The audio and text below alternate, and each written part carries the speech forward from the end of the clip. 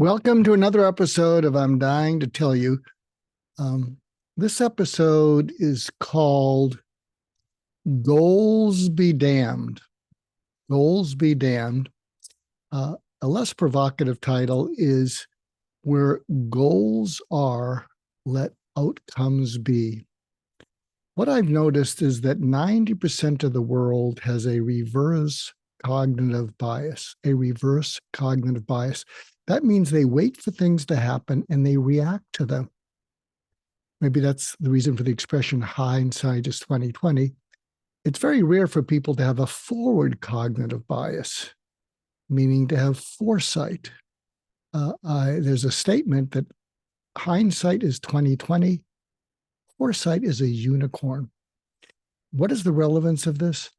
If you're a leader, if you're a CEO and you have meetings, there's a good chance that the other people have a reverse cognitive bias. They wait for things to happen. They wait for you to tell them something, but they don't have the ability to look into the future. And when I've asked CEOs, how often do you use the word goals? They say every meeting. And I say, how excited are people to dig their teeth into it? How often are they salivating to say, oh, I can't wait to do those goals? And they all laugh and they say, are you kidding? A quarter of them are looking at their text messages. And I said, that's because you have a forward cognitive bias and they have a reverse cognitive bias.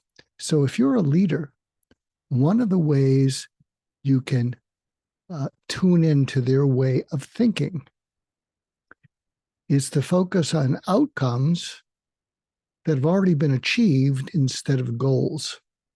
So one of the things you can do to have great meetings is when you start one of them, you say to everybody, I want us to improve the quality of our meetings and what we get out of them. So I would like you to all imagine that the meeting is over. It's an hour from now. You're all going back to whatever you're going back to. And I would like you to all imagine that at the end of this, you each say, that was the best, most productive meeting we have ever had, or at least that we have had in the last year. So what happens in the meeting so that when you leave and you look back on it, you say that? And again, you try to keep out the finger pointing and blaming. And some of them might say, well, we finish an agenda. Some of them might say, well, everybody has a chance to kind of talk. And also, we don't allow some people to talk too much. And we find a way for the people who tend to be quiet to express something so that they can feel more like they're part of the meeting. So try that at your next meeting and tune into that. And by the way, you can use this at home. You're going on a vacation with your spouse or your kids, and you say, I want all of you to imagine that we just had this vacation. We're coming back from the airport, and all of us look at each other and say, that was the best vacation we have had in a long time. We need to go on another one sooner. So what happens in the vacation for each of you so that you can say that at the end and give that a try.